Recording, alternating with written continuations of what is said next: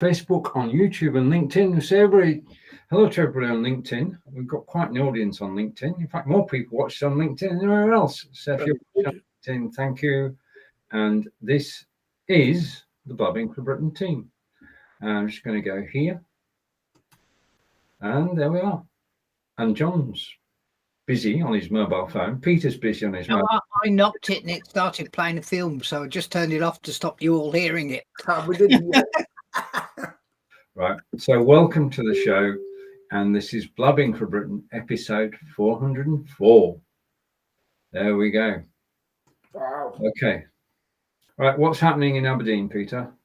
Oh, in Aberdeen, it's the weather's changed. We've got rid of all our snow, etc. It's quite a bright day, but it's a bit windy. I'm just watching the wind just now. Yeah. A very miserable place just now. There's just no joy at all. Okay. Yeah.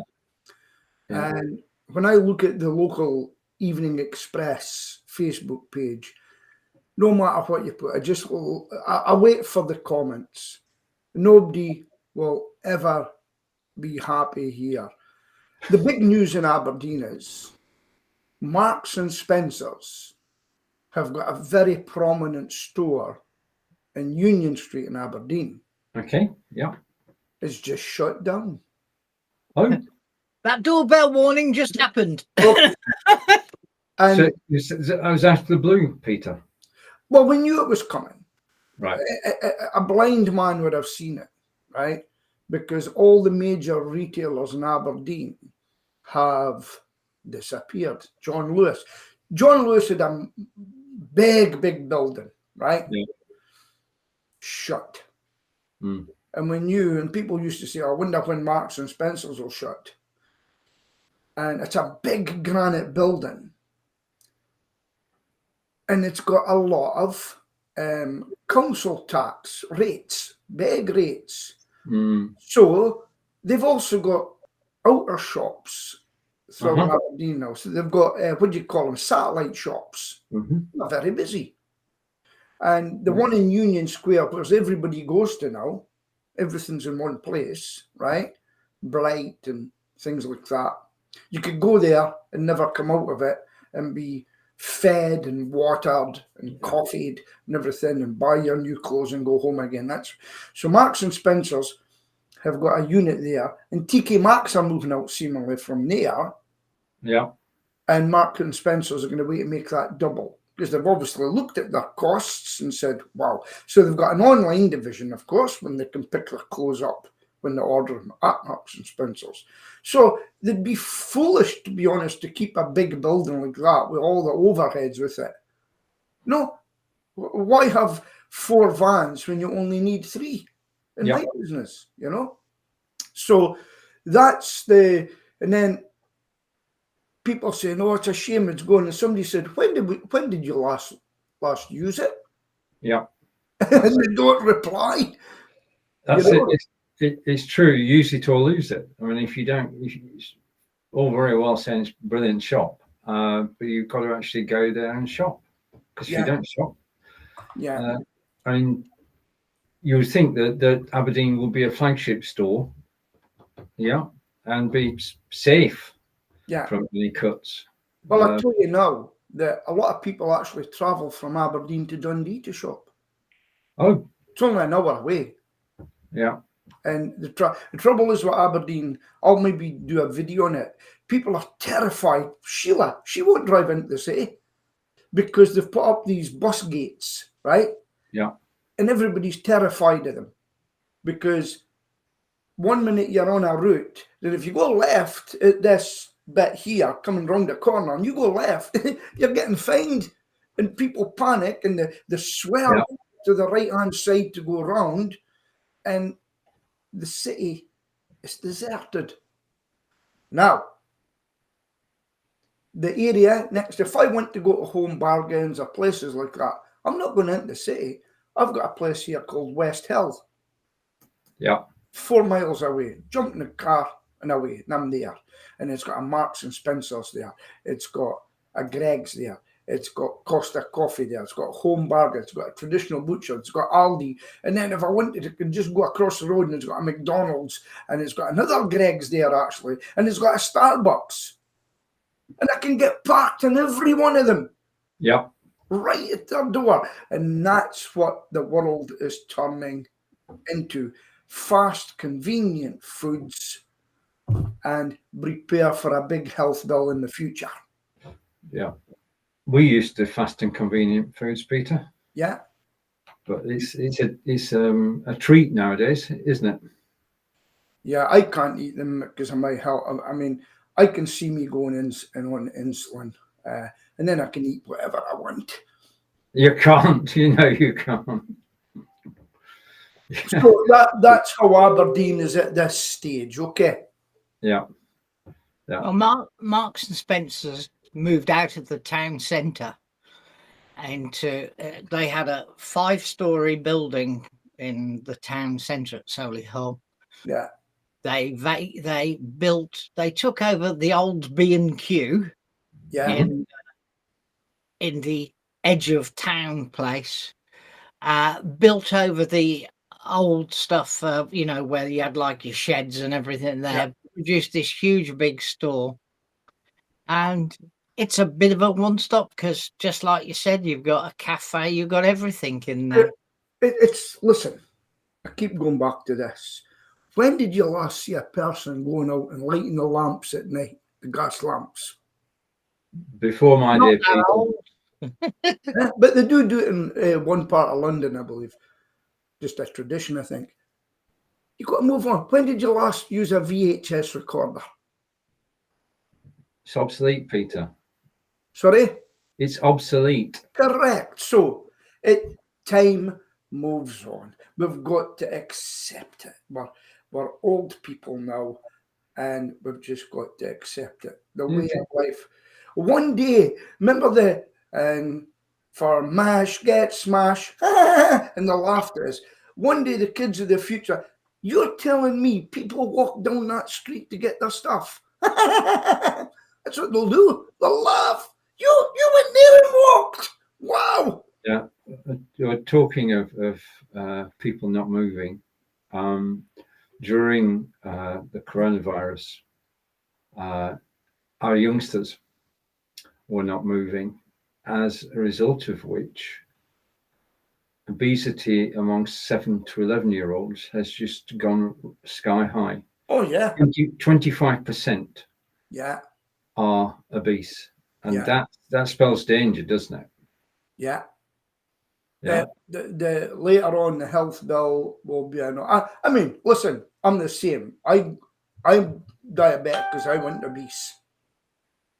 I went obese, with 4 stone over because I like my food. Curries. I like curries. And so that was it. And now I'm a changed man. So what about your area then, Stephen, since you've asked us? It's all quiet. Nothing's happening at the moment. The most exciting thing to happen is a national organisation which organises walks locally is coming over to Devizes, and they will be organising guided tours of the area, and you can take part in one of those, 60 to 90 minutes for free, backed by the town council, and it's all to get people out in the fresh air. That's good. Yeah. Have you got anything on the agenda today, Stephen? I haven't got an agenda. I had an agenda yesterday because I needed one, but I don't have one today. I've got some things. Whoops, John. Well, you were talking about shopping. This is a pair of glasses for Dottie. You got a copy of the prescription from the optometrist, or whatever you want to call him. Bought a much stronger pair of glasses online than what you got from a well-known high street opticians. Yeah. Turnaround just over a week. They were made in Pakistan and shipped here. But here's a question about that. What do you mean by stronger? Strength as in arms and things, not Right. stronger as in glasses strength. Okay. But the kids' glasses are either ridiculously expensive, yeah. or they're cheap plastic throwaways at £9. Right. So is there any adult versions? Oh yeah, it's Sunglasses. goggles for you, and Goggles. service is excellent. Yeah, Okay. kept Goggles. you aware of everything throughout the One, journey, so to speak. one of the things when you go to an optician, they'll give you the prescription, but what they don't give you is the measurement between your eyes and things, because that's their little secret. They measure you, but they don't It's give you that. on the prescription. If you ask for a copy of the prescription, Is it it? just has magic initials. Okay. Okay, right. But don't make it clear what it is. Now, can I just? I haven't got the prescription here, otherwise I would have told you. I'm going to wait to get my eyes looked at. I'm getting a check, and I need more glasses. Now, I've got something for you guys. On X, right, or Twitter, you get what's trending for you. No, they know what you like looking at, and there's trending. It just says trending. That could be world or UK, right? Trending. Now, what do you think's trending for me at the moment? I'll just look it up. Republican Party, President Trump. Nope. Something nearer to home. I'll just look it up. Right. For me, because they know what I look at, conscription. Ah. Now, let's look at what's trending all around. The first one for everybody is Burns Night, which I hate. And the second one that is trending is conscription. So, I've had a little look into it, right? Okay. So, they've spoken about the army is so low, and we knew this would come, that they're talking perhaps about conscription. Now, some of the threads on Twitter are quite funny, right? Because people are saying already, right, oh, hey, no problem serving. Is it going to be 50% women, 50% men? That's interesting. Is it going to be an all-white army, or is it going to be mixed? And then you're getting some people, I came to this country not to fight for it. They're saying that already.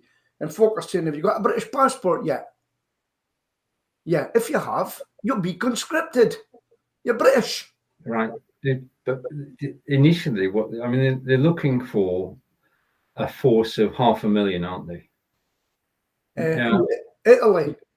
Yeah, the current army is 73,000. Right.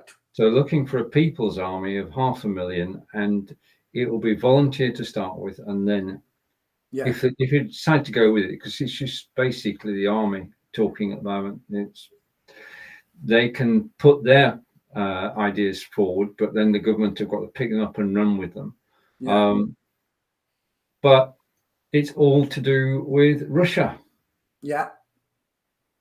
And the situation with Russia and Ukraine getting out of hand. Yeah. Well, I've actually met Russians over here. I've done a job at a Russian's house, right? And he says, are you not back in Russia? He says, no chance. and he says, we're getting my brother out just now. He says, we're getting him out through Poland to come over here. Because he's not fighting for them either. And it's just funny to listen to it, you know. Now, as you know, I'm an ex-soldier. I don't know if they asked me, say, Peter, could you can fire a rifle, could you go? I might say no. I says, so they can sit back here having champagne parties and everything. You've no chance. Now, what I would do is, it says, would you be part of a militia that protects Aberdeen if anything happened? Yeah. I says, I'll do that. So that's the Home Guard. Yeah, I'd do home You'd guard. be Captain Mannering, would you? Well, do you know a funny thing? They actually had for a very short period, it was called home service, right? It was just a few years back, and it was the home guard, basically, ex-soldiers. It didn't last long, right? I was just about to join it. And what would you guys do, if you don't mind asking me, if they said, we need you as part of the militia? That's basically, if they were really desperate, then yes. But I mean, I think given our age and medical condition, may not qualify. Yeah, you probably wouldn't, but if they said, we need you to walk the streets at night with a rifle, walk in the streets in your area in case you get attacked, show you how to fire a rifle, would you do it? Yeah, I mean, for the public good, yes, I would. Yeah, okay. And John, the good news is you can have a beard now in the services, every one of them. So you could do your bit as well. Right, this is what I think of it. I was looking up today, what happens to people, it didn't actually give me what I wanted. What happened when you refused to do national service when it was in Britain and it stopped in 1963? Yeah. Okay. So if you were a conscientious objector during the war, especially, they would take you to a tribunal, and if they said to you, nah, not good enough, you're joining. Now, I don't know if people said, no, I am not doing national service. Well, they jailed. I don't know what they would do. What do you think they should do to people if national service comes in for your country? We're not putting you abroad to fight. We're putting you here to protect our country. What do you think would happen to people that refused? What do you think should happen? I prefer if it wasn't conscription, it was voluntary, and then nothing could happen. Well, yeah. Right, I'm talking about if there was conscription. They'd reached the end of their tether and said, if they want your way of life, you've got to protect it. Because we could be invaded on the shores of the coast. We need you to national service. We need to show you how to fire a rifle, etc. Now, people that say no, what do you think should happen to them?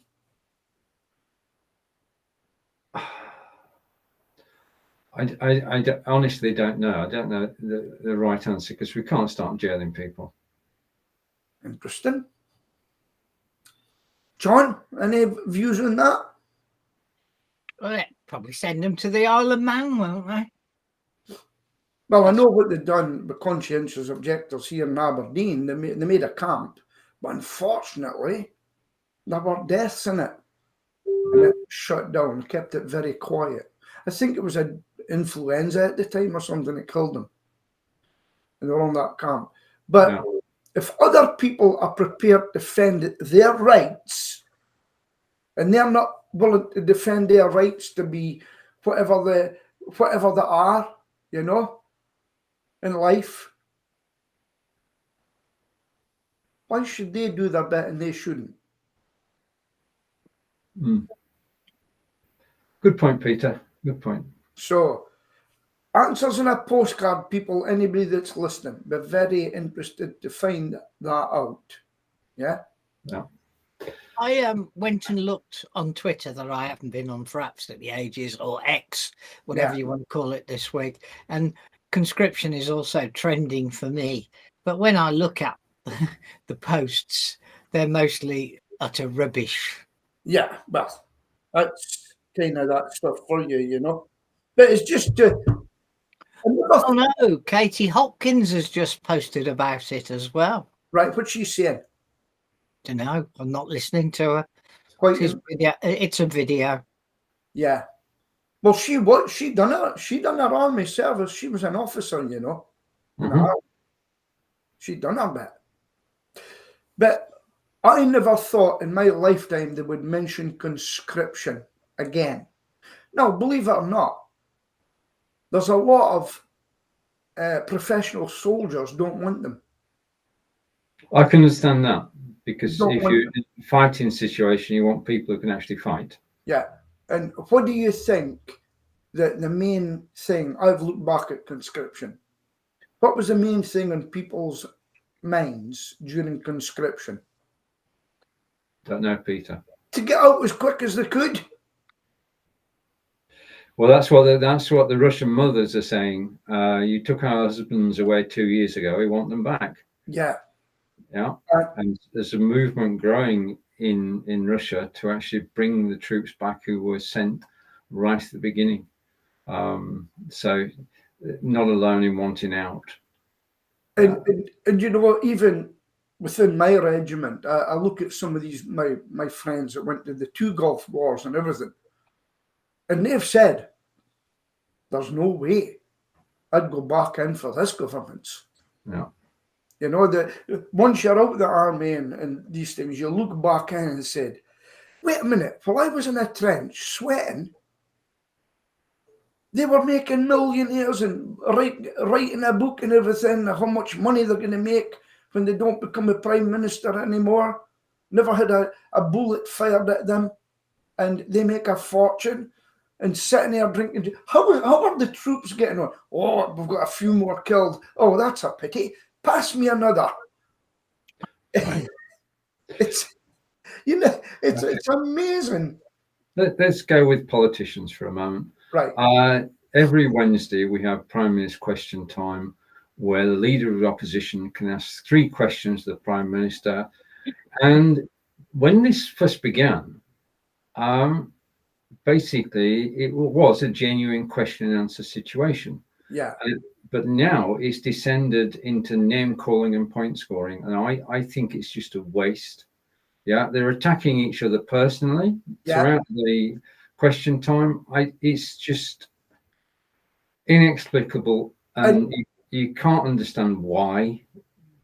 I do believe that they get the questions beforehand as well, so they know what they're going to be answering. You know, if people didn't know that, it's all orchestrated, and there's deals done behind doors. But I will say one thing: when there's a war situation like just now, usually you find the whole house agrees with each other. And just now, the way things with the shipping going down just now, we get attacked. Okay, Keir Starmer was crying because he never got to know about it, but that was just a retaliated strike. It wasn't a declaration of war. You know, it's in the morning. So that's up. So that's what's trending just now. So all you people between 18 and 21, you better start getting out and getting fit, or it'll be sorer for you when the PTI, that's the physical training instructor, takes you out and you've got to run to McDonald's. They'll say, we'll take you for a McDonald's, but you've got to run for it. It would be great to be an instructor there. My mum says I've not to do that. I'm your mother now, okay?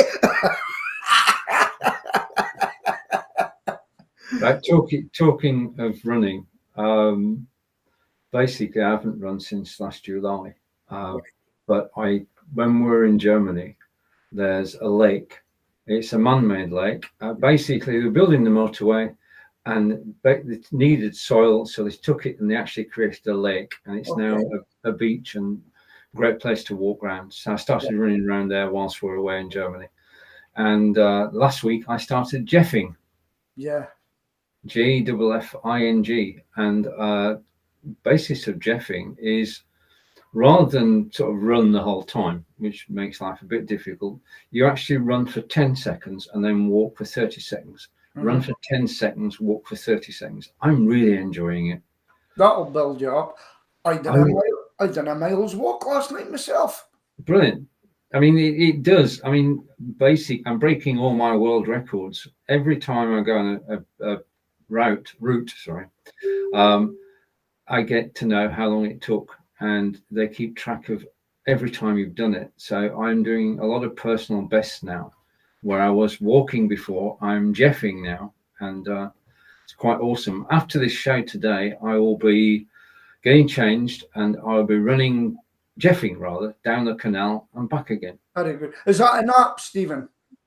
It is, yeah. It's an app called Interval Timer. Oh, And interval timer, not jeffing. no. Well, Jeffing's a sort of a term, because Jeff is the guy who actually sort of suggested this 50 years ago.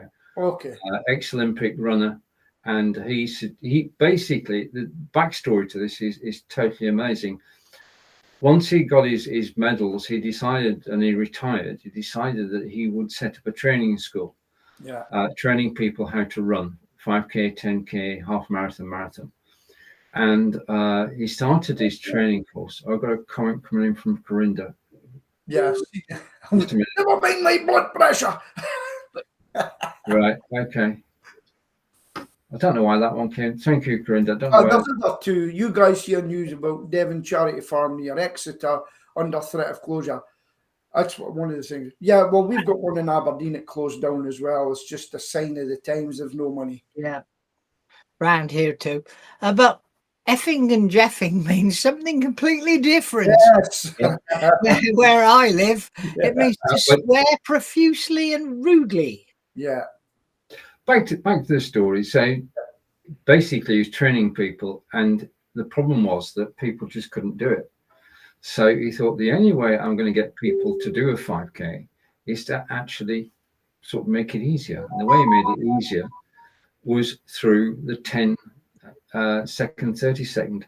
And it's become named after him now. There's Angelica's got a shirt. Yeah. And on the shirt is the slogan, Girls Who Jeff. Yeah. And that's a running club. And Angelica is a proud member of that club.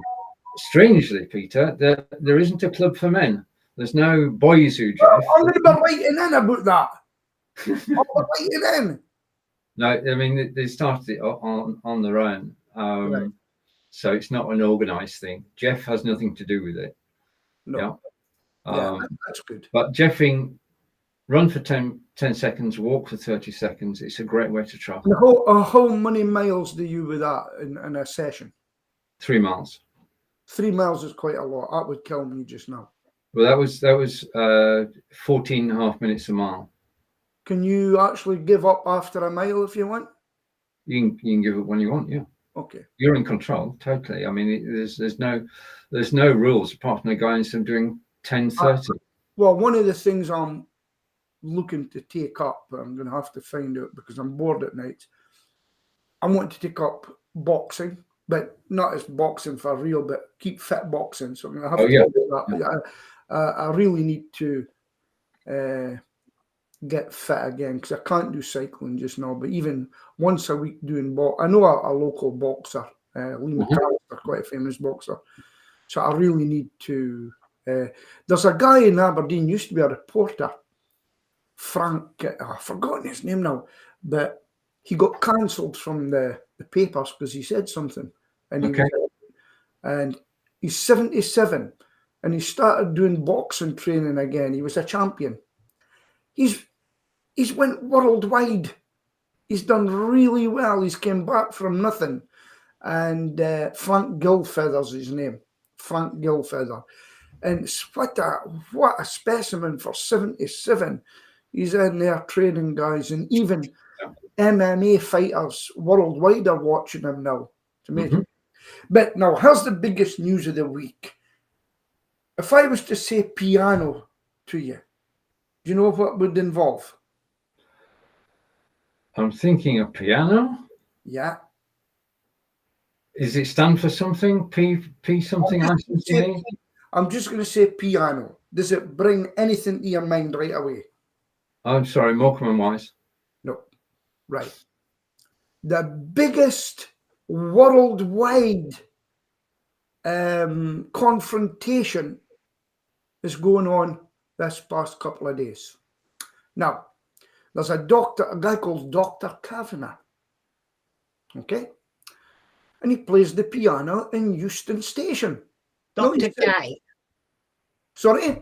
Dr. K. Dr. K plays the piano. Boogie woogie stuff. And people filming everything. And there was this group of Chinese come up. Filming him. Yeah. But he's also got his own videographer. Right? He gets views worldwide. Then the Chinese says, would you mind stop filming us?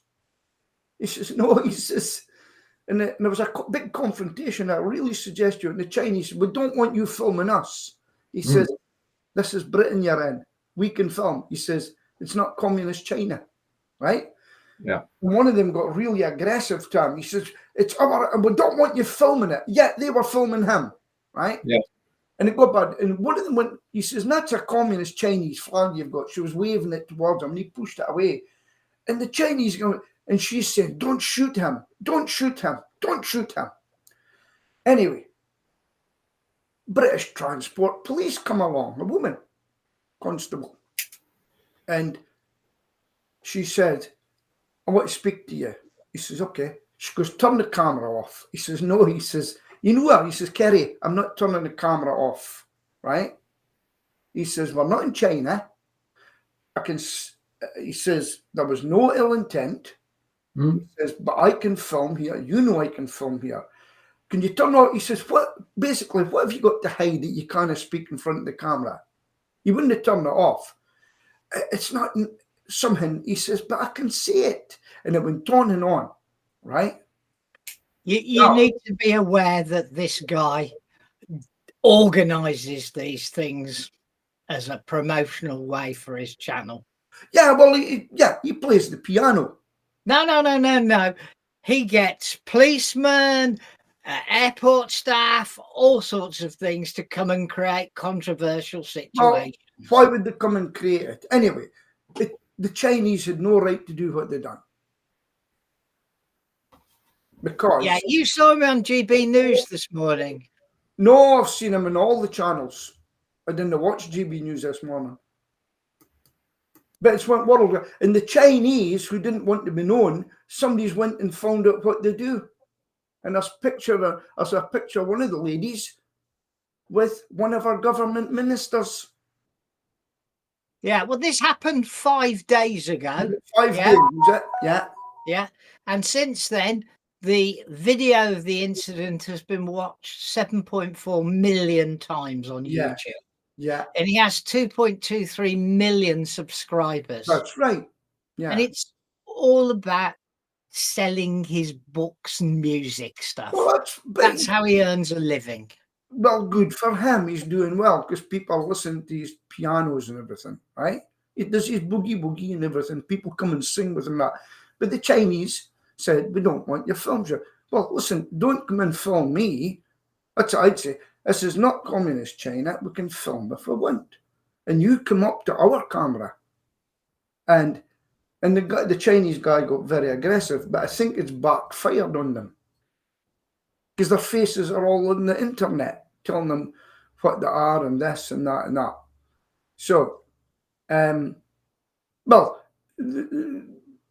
they've certainly let it grow a hand. They're trying to get the video banned, and I think they've succeeded in some way. Well, you can still watch it now.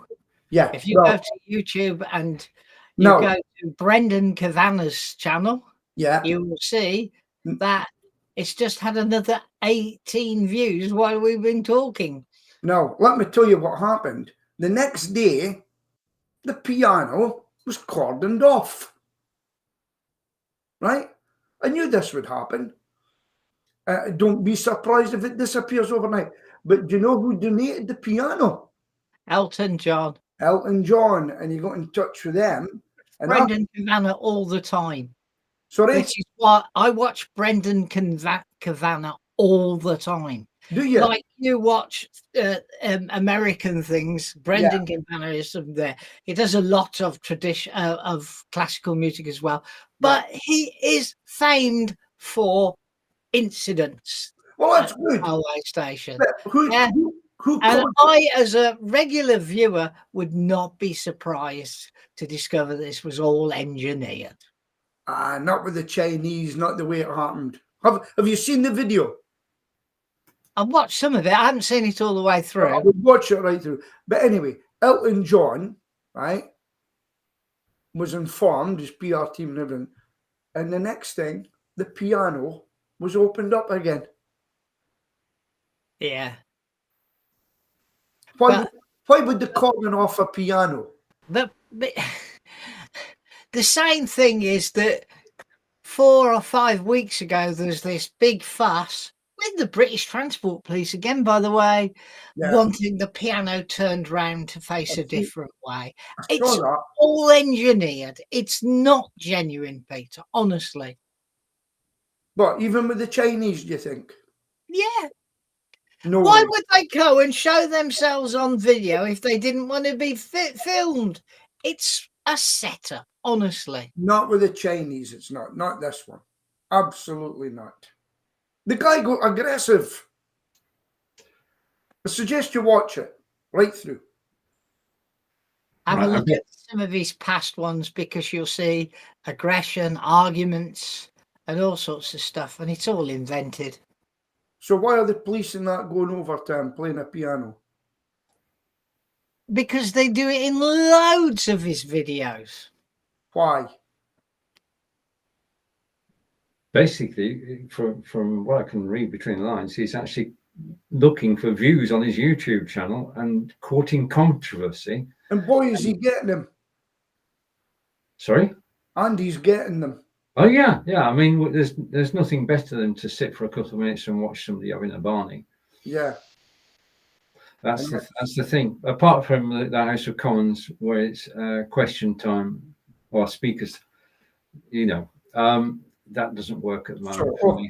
Right. Right. Okay. Then next thing, the Conservative Party and the Labour Party are flying flags at the moment. They're putting ideas into the public domain so that they can get feedback, so that they can decide what goes in their election manifesto, which has got to be sometime this year or early next year. Yeah. And the latest flag flown by the Conservatives is British homes for British people.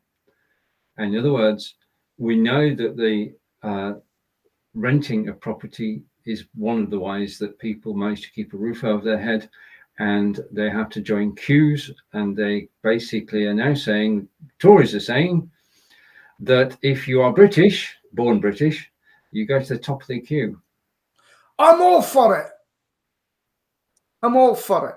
Yes. Okay, I knew we were going to go this way. This country would not function without people actually coming here. It still doesn't give them a right before British. Not just being British, it's having got here legally. It's the illegal people that they're objecting to taking housing. We've had protests around here about the housing being given to illegal immigrants, people who come over from France, etc. Yeah. Where British people can't get, local people can't get anything. And let me tell you what else is happening, especially in Ireland and things. Ireland is bad, really bad at the moment. They're even, the guards, as they call them over there, they're having a tough time. I feel sorry for them. But anyway, so I watch people in Wales, right? And that's a problem there. They've got 20-mile-per-hour speed limits. Did you know that? Just about everywhere. So anyway, what's happened is they're saying we're shutting down that hotel. We're taking the migrants out of them. This is to appease people. We're shutting it down. You know what they're doing? Where they're moving them, Peter? Bussing them to another hotel out of the way. Visibility, isn't it? Because they're following them, they're following. Now I'll tell you what is happening as well. They're finding out who owns the hotels, and when they're opening up again for the public, guess what's happening? No idea, Peter. They're boycotting them. Right. That's if they went there in the first place. Yeah, but even local hotels in Wales and stuff like that says you've took their money. You paid off all your staff, because that's what happens. They pay all off the staff, and then the security moves in for the government under contract, right? I've got 3 of them here. I've got a hotel just around the corner now. I didn't notice it till the other week. I says, look at all that bicycles at the front. The Dutch have arrived. It's a migrant hotel. First thing they do is supply them with bikes as well. Anyway, so that's what's happening. Yeah. and it's getting beyond control now. It really is. And I just don't. Now, that brings me on to Rwanda. What do you think of the House of Lords? I think the House of Lords is doing what it normally does. It's not going beyond its powers, and it is considering the bill. Do we need the House of Lords? Yes. Checks and balances, Peter. Basically, if you got, supposing you got a right-wing government and they had a big majority and they were pushing everything through left, right, and centre, wouldn't you want somebody to say, hang on a minute, you can't do that? I mean, that basically, we've heard that President Trump is back, if he ever went away. And one of my worries when he was first elected was that he would run riot. But basically, he wasn't able to because of the checks and balances that are in place. And I think the House of Lords performs a useful service in terms of keeping everybody sensible.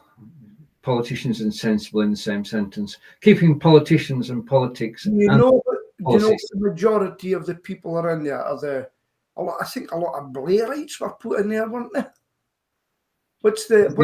I know the Conservatives don't have a majority, Peter. Yes. I think they should stuff him with so it's equal and there's more goes in. I don't agree with you at all.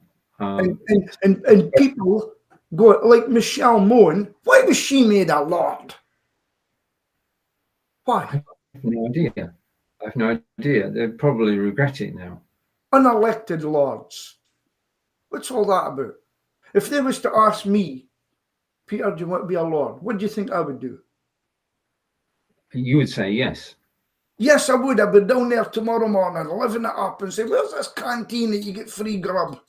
Stuff like that. Yeah, for the benefits. But basically it's there as a check on Parliament to make sure they don't get carried away. And it is a debating chamber. They will suggest amendments to the Rwanda bill. They're due to vote on the 29th of January, and they will vote whether they're going to let it go through or not. Whatever they do doesn't, in the end of the day, matter, because eventually by the end of Feb or early March, it will come back to Parliament, and all the Tory rebels will back it, and the Tories have basically a majority at the moment, and the bill will go through. And at some point this year, a plane will leave the UK bound for Rwanda with people on board if there are no objections in the courts. But the government have left the right to object in the bill, and there will be objections. So whether the plane is full or not, and the only thing is that we're only talking about ever, and John will correct me on this if I'm wrong, 200 people being deported to Rwanda. We're not talking about thousands. I have no idea because the whole thing just seems stupid to me. Do you know what it is? It's a token. It's a principle thing. As soon as they get that plane on lands, they can say, that's great. Things have worked out well. Rwanda, can we take more people over now? That's what we... No. Right, okay. 200 people this summer across the channel. They get sent to Rwanda. What happens next? We'll stay in Rwanda. No. 200 people are sent to Rwanda. The first 200 that arrive in July are sent to Rwanda without any, they're just not processed, they're just put on a plane and go. Yeah. What happens next? Then we have to send Rwanda some money to look after them. Yeah. Well, no, we paid them 250 million so far, then another 150 to follow. And we've seen nothing for it. But it's not as if the next boat to come in August, Peter, they can't send them to Rwanda. But by then they should maybe have worked through them to get back to their own country.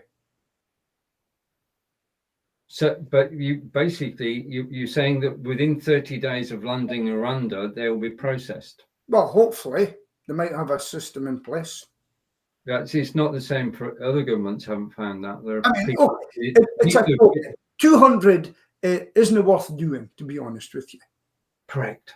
It's not. That's it's why. not That's really why. worth doing. It's a token. It's a token. It's only a deterrent. As soon as the 200 have gone, that's it. There's no deterrent anymore. It's a token, but what it would do is open it up to say, right, let's get more over to Rwanda. Have you got more? No. There's a limit on the Rwandans. The Rwandans We'll can't. go to another country. Try and have a deal with another country. Yeah. Why aren't we spending money on stopping them arriving? Because how many countries are they going through before they even get to France? Well, that's the, if you can come up with that answer, it's the people are brave enough to take the boats and put them back to France. And the only one I've said they would do that, do you know who it is? Labour. Nope. Labour have said that they will work with the French and other European governments to actually put an end to the trafficking so that people don't want to come across here. This whole thing, we talk like this has been going on for hundreds of years. This has happened since we Brexited. Before that, there was nothing. Right. There was nothing. No, people came across in boats, but it wasn't in such great numbers. Yeah, but the numbers rose higher and higher each year until Rishi Sunak said, right, okay, we're going to do something about it. And now he's telling us that he's got it down to 30%. Oh, okay, God. Do you think we can keep going on like this? Have they in your village yet? Stephen, are they in your village yet? How near are they to you, refugees? I'm presuming they're all over Wiltshire. I don't have a problem with it. Because they're not near you yet. Sorry, what are they going to do if they are near me? Well, are they going to be carrying zombie knives? Well, they have been doing rapes. Some of them, they've been rapists. They've been. You can't. Well, you are doing so. Obviously, it's possible to do so, but you can't tar everybody with the same brush, Peter. You can't take one person and say the other 999 do exactly the same. But why are they coming here? It's because we have a reputation of treating everybody well. Yeah. We do. Yeah.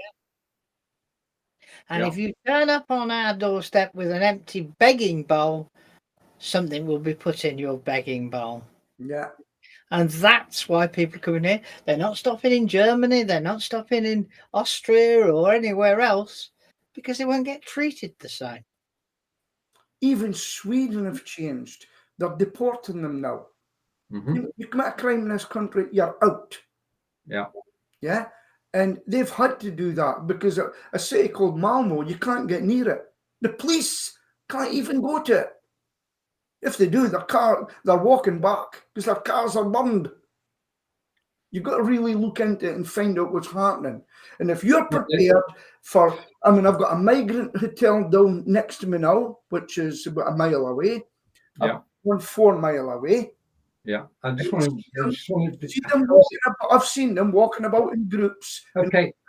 Peter, how is it affecting you? Has crime gone up? It has, seemingly, but they won't tell you the figures. I've been told out in that area to the right of me, there's been more burglaries. Burglaries have increased for the area. And the walkabout in gangs. The girls have to watch at school, going to school and things now. Because there's a school quite near. There's basically, in some cities in Britain, they're having school patrols walking the girls to school.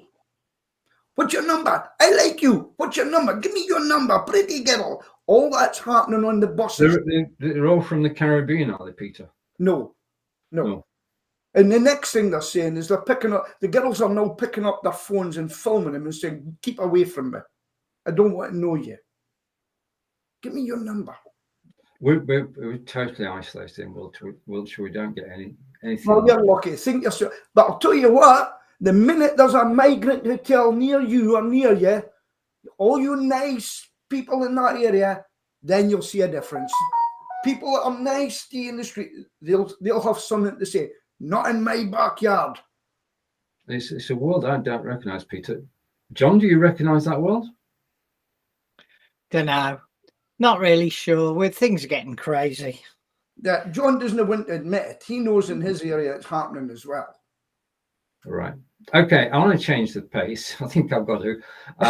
Yesterday, I did my first group broadcast. Basically, I was talking about inviting guests.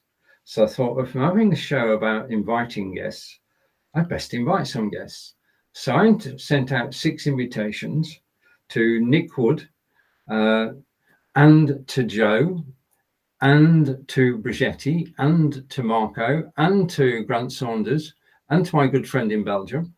I sent out 6 invitations and got 6 replies saying yes. So yesterday, for the first time ever, everybody went live together, and we had a brilliant time, and everybody enjoyed it. It's one of those where after the show, everybody contacted me and said how much they enjoyed it. So I enjoyed it too, and the video is on YouTube. It's on the One Stream Live YouTube channel, and it's got everybody in there.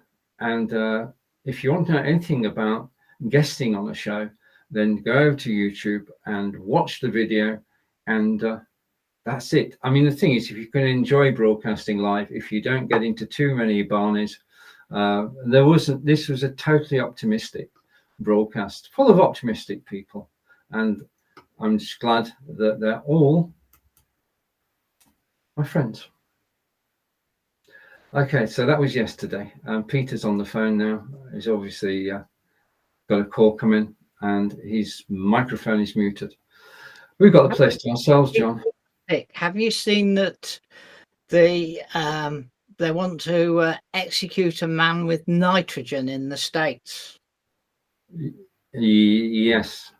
It's a bit experimental, isn't it? In 1989. And now in 2024, they actually want to carry out punishment. Yeah. Just beyond belief, really, I think. I'm with you on that. It is basically the American way of life, isn't it? Yeah, I mean, the argument of how he's put to death, I'm not really interested in. The fact it's nitrogen instead of 6 instead of Y. It's the fact that they want to do it, after 35 years. Yeah. Indeed. Yeah. Peter's doing his coffee early. Yeah, I mean, basically, it doesn't make any sense to me either, John. I mean, after 35 years, I mean, what point is being made? Yeah, and it's just foreign to me. It really is. Anyway, Peter's in control of his microphone, so when he switches it back on. So I never, what, you're not going to believe this, but you want to book capital punishment? We're on about the gentleman who's going to be executed using nitrate. Nitrogen. They're going to put a mask on his face and pump nitrogen in, which will stop him breathing because there's no oxygen. I don't believe in the death penalty, believe it or not. Well, what we were discussing was the fact that it's 35 years since he was convicted, and now they want to kill him. Why did they wait 35 years? Well, that's a question we can't answer. But he's almost 60 now. It's part of the punishment to make him suffer. That's why. Do you know, for all I like America, they've got some weird ways of working, and the amount of people in that country have been jailed, and it wasn't them, is unbelievable. And they've done some horrific time in jail. Their life's almost over before they're acquitted. And that really... Yeah, well, we've had something similar in the UK, haven't we? So who's that? To be careful. The gentleman who was released just before Christmas. Can't think of his name. Okay. I just find it shocking, and And it brings me on to see, I hate injustice. And I've been every day I see the post office. They knew that there was a fault with the system. Yeah, but there, and I know we discussed this at quite big length last week, and I have watched some of the stuff since. I still think a lot of the responsibility is with the supplier. Oh, absolutely. But they both knew. And I do believe these inspectors who have intent to investigate, they were on a bonus. Yeah, but the other thing is that, have you noticed how the tune of the Fujitsu people has changed dramatically in the last weeks since Japan got involved? Japan didn't even know this was going on. And now we're being told we are responsible. We should be taking care of, and that's Japan. That is, and the mentality of the Japanese. That's not what has happened. And it's only since their European general manager, who is a board member of the company in Japan, has got involved. That because and even the top man for the whole of Fujitsu has apologized. Well, no, it's not an answer, but it's showing that there's some responsibility being accepted. He'll probably jump off a skyscraper later when shame, because that's the way they are. Shame the company. Whoosh! But no, there's a lot of people died because of this and went to their graves knowing they were innocent. And it's horrible. And it's all... I'll tell you who was scared to read the papers and everything. It must be hiding under a stone just now. That woman that got the CBE. How do you think she feels every morning getting up and saying, oh... Well, she's given it back, hasn't she? Yeah, she's given it back, but... And then, what about the other lady that knew? All these people that know, these inspectors walking down the street, I wonder how they feel now. And people passing and say, seen you on telly? What the... I was going to wait to swear there. Well, it was a standard reply, Peter. One of the investigators said, I was only following orders. You were following orders? Right. Exactly. That wall. Well, you couldn't question it. I mean, if you're told by Fujitsu that there is no problem and you've got to go out and prosecute people, then you accept it, don't you? It was the post office guys that were inspectors, not the Fujitsus. Well, but yeah, okay. Yeah. Same thing. Same post office, yeah. It just... Oh... The nation... Talking of the post office, what do you think of the idea of only delivering 3 days a week? I feel sorry for the postman, because what they're going to do... That's exactly my thought. Alice, my daughter's best friend, who also happens to be her husband's sister, is a postie. Right. And the prospect of not being able... Because they don't work 6 days a week. Yeah. They work, they get 2 days off like everybody else. Yeah. The prospect of not working on a Saturday initially was a good thing for her, but then after a while she sort of started to think, well, that will affect what we deliver the rest of the week. Yeah. I mean, my postie has now, he doesn't have a bag, he's got a trolley now. Mm-hmm. And he hangs it up. And he's wearing shorts. Some of them wear shorts because... Yeah, but that's personal choice. We have lots of boxes on poles. Yeah. So halfway around their round, they take the second half of their round out of a box. I'll tell you, dare you break into that, that's a real jailable. Stealing from Royal Mail, did you know that? Yeah. Big time. You get big time for that. Anyway, the boxes are, I would say, pretty secure though. Our Prime Minister Rishi Sunak has said you're going to deliver on Saturdays, and if he said it, it's going to happen. So he's totally against any change from what we have at the moment, which is 6 days delivery. The consultants have worked out that if they delivered on 3 days a week, we would probably get better deliveries. Interesting. Well, guess what? I don't buy stamps. And they would financially be financially better standing as well for the post office. Well, my business stopped. How many letters do you send? None. Yeah. Emails? Loads. Although, Yeah. if I'm honest, I have actually sent 2 letters this year. Birthday cards. No, there were business stuff. No, Okay. sorry. I mean, the only post I have is birthday cards. Mm. Right. Speaking of which, Angelica and I. Anymore? Yeah. Sorry, John. You don't get tons of junk mail anymore. Not as much as you used to now. Very little. Right. Advanced notification. Fortunately, from myself and Angelica, we are flying out to Brisbane on the 17th of February, and I've no plans to broadcast at 10 o'clock in the evening. So we'll be off air for the 22nd and the 29th. Okay. Just to let you know. And we are And we're looking forward. I mean, Angelica and James have been chatting this morning about attire. Remember, it's summer in Australia. Bring your shorts. You don't need any anoraks or anything like that. It's going to be beautiful. They've got a swimming pool, and but the thing is, the park run goes at 7 in the morning. We've got to do a Brisbane park run. We can't visit Australia and not do a park run. So how long you're for, Stephen? 12 days. 13 days. Right. So we'll miss 2 episodes. Long way for 13 days. Yeah, we won't be using your other thing because we won't be using that. No, it doesn't. We worked out that it doesn't work. John, it's over to you. That's time to go, isn't it? So, are you going to visit the Gold Coast while you're over there? Just going to Brisbane. Well, Gold Coast is just below Brisbane. Just going to Brisbane. All right. It's like their Blackpool.